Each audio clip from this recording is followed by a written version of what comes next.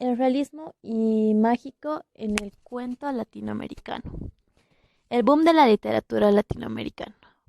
Se denomina boom a un fenómeno de la década del 60 del siglo XX que conmovió el mercado editorial literario hispanoamericano. En esta década, las obras escritas en América Latina tuvieron una excepción denominada que llevó a un grupo de escritores a adquirir una notoriedad insospechada.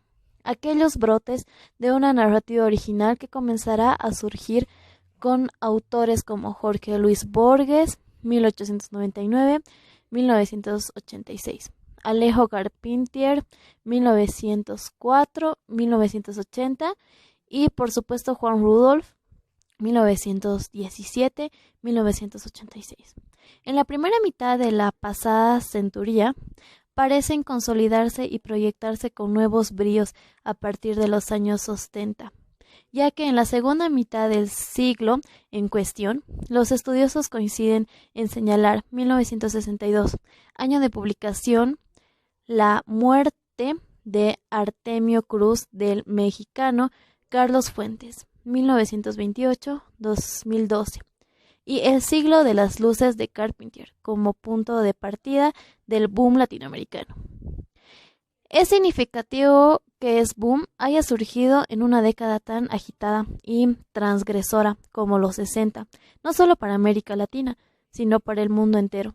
Las connotaciones políticas, ideológicas y generacionales de este decenio con clave para comprender la transformación del pensamiento durante el siglo XX. Es importante recordar que a esta década le debemos el movimiento hippie, las ideas provocadoras de la liberación sexual, la guerra de Vietnam, las luchas independistas en África, sucesivos golpes militares en Latinoamérica, el triunfo de la Revolución cubana y las consecuentes luchas antiimperialistas del continente, y las activistas a favor de los derechos de la mujer. El boom se destaca en una América Latina que vivía en clima de conflicto entre la dominación extranjera, sobre todo económica y norteamericana, a través de oligárquicas locales y el deseo de medidas políticas, sociales y económicas que surgieran de la misma situación latinoamericana y estuvieran acordes con ella. Los ejemplos que hacen visible este conflicto en las obras pertenecientes al boom latinoamericano son muchos. Desde es posible afirmar que es un tema infantable en las obras y esta época. Si bien proporcionó del espacio americano, es a partir del boom cuando se hace evidente que tal apropiación es imposible si no es a través del desarrollo de un pensamiento propio, de una manera de mirar el mundo que, por más que sea distinta en cada rincón latinoamericano, tiene un rasgo común, la conciencia de que nuestra realidad no puede encajarse en los rígidos moldes del pensamiento occidental, que hay algo en nuestro mundo y en nuestras vidas que desbordan estas relacionalidades, que han rendido e imponen importantes estructuras del pensamiento dominante.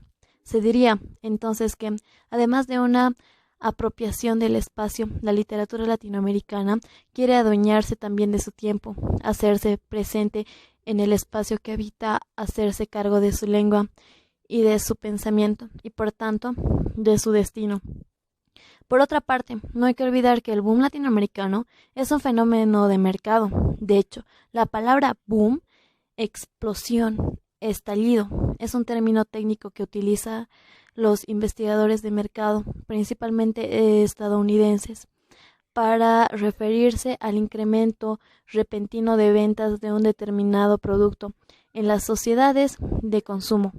En el caso que nos ocupa, la palabra boom se aplica a la súbita incursión de la narrativa latinoamericana en el mercado europeo, específicamente en el mercado de la narrativa latinoamericana, y que se practica la lengua castellana. La cualidad mediática y pública del boom latinoamericana hizo que los lectores de todo el planeta estuviesen atentos a una literatura fresca, para muchos experimental, atrayente también por el exosmo de un mundo narrativo, de emergía de un lugar muy poco conocido, que de repente sorprendía a todos con la transmisión masiva de una visión y un pensamiento jamás imaginados antes.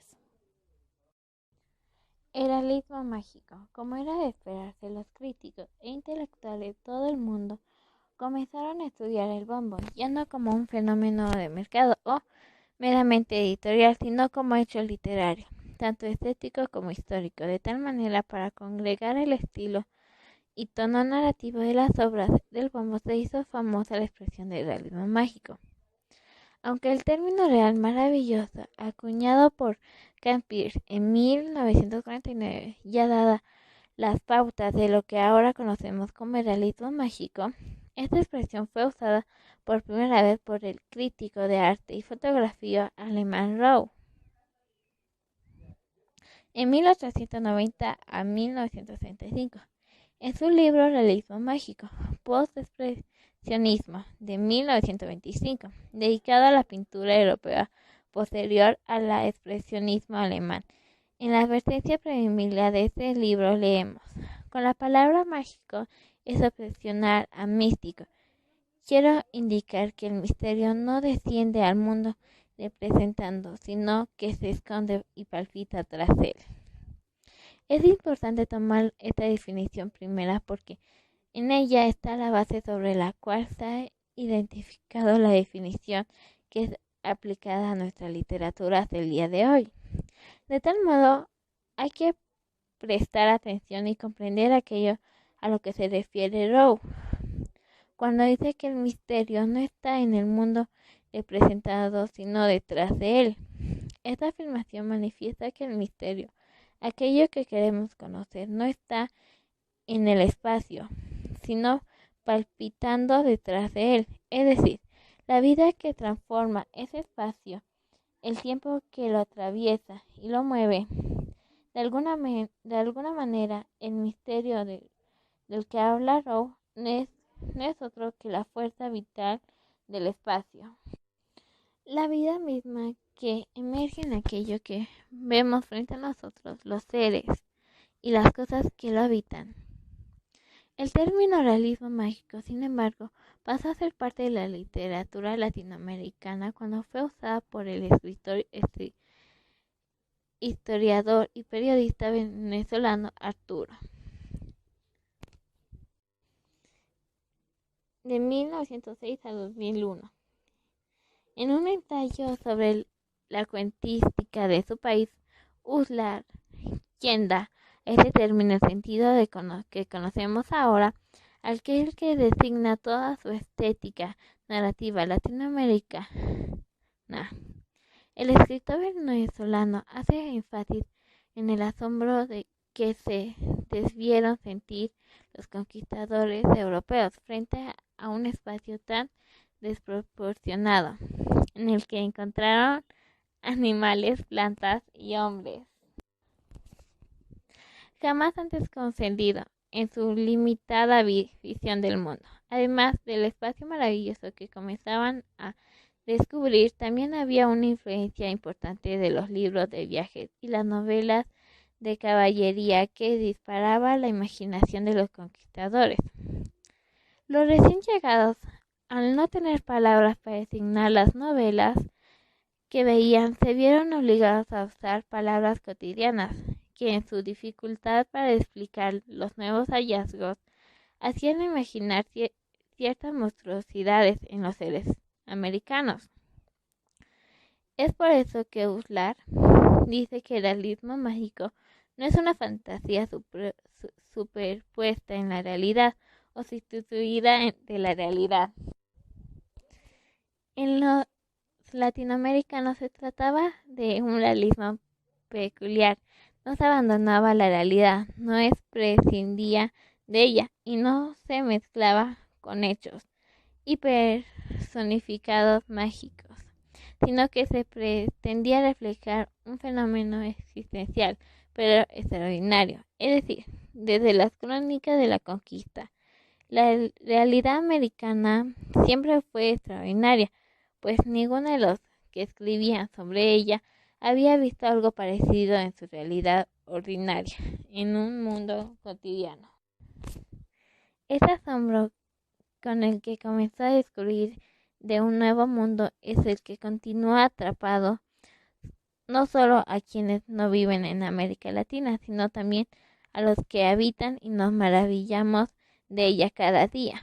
A propósito de este asombro, Uslar dice, si uno lee con ojos europeos una novela de Asturias o de Campir, puede creer que se trata de una visión artificial o de una anomalía desconcertante, nada familiar. El mundo criollo está lleno de magia, en el sentido de lo habitual y lo extraño. La mejor literatura de América Latina no ha hecho otra cosa que presentar y expresar el sentido mágico de una realidad única. El realismo mágico en el cuento. Al igual que la novela, el cuento ha tenido un lugar privilegiado en la literatura latinoamericana del siglo XX. En la unidad 2 estudiamos a uno de los cuentistas más importantes del periodo mencionado, Juan Rulfo. Por su parte, Alejo Carpentier también innovó la narración de cuentos, y en ese sentido es capital lo que hace en Viaje a la Semilla 1944, donde narra la historia de un hombre desde el momento de su muerte hasta su regreso al vientre materno, pasando por su edad adulta y su infancia. Se trata de una narración con un tiempo revertido, que abrió paso a una experimentación sin precedentes en la cuentística mundial. A partir del boom, la cuentística latinoamericana muestra una cara más urbana, ya alejada del mundo rural o campesino, y, en todo caso, si es que excepcionalmente se muestran escenarios no urbanizados, lo que interesa no es el espacio, sino las personas que viven una historia particular en aquel lugar. Las historias que marcan esas narraciones hacen énfasis en un mundo múltiple, en el que convergen incontables visiones del mundo, personalidades, orígenes, tradiciones e incluso lenguajes diferentes. El realismo mágico en los cuentos del boom está marcado precisamente por la extrañeza suscitada con fenómenos urbanos latinoamericanos, y estén relacionados con la llegada de novedades del interior o del exterior que uno quiere investigar o conocer, ya con el encuentro de algo totalmente desconocido en tu propia casa, algo que tal vez siempre ha estado ahí, pero que de repente adquiere una importancia desmenurada. A diferencia de lo que ocurría en otras partes del mundo, el cuento en América Latina fue y sigue siendo un género bastante cultivado por nuestros escritores, algunos de los cuales constituyeron su obra más fina en ricas colecciones de cuentos. Valga como ejemplos el escritor argentino Julio Cortázar, 1914-1984, y el guatemalteco Augusto Monterroso, 1921-2003, quienes a pesar de haberse dedicado también a la novela son reconocidos principalmente por su trabajo en el cuento. Entre dos mundos, Julio Cortázar. Uno de los cuentistas más importantes del boom latinoamericano es el argentino Julio Cortázar, quien escribió más de una docena de colecciones de cuentos. Más allá de su inscripción en el realismo mágico, cabe destacar que Cortázar vivió la mayor parte de su vida en París y estuvo allí durante el auge del surrealismo, lo que influyó en gran medida en su escritura.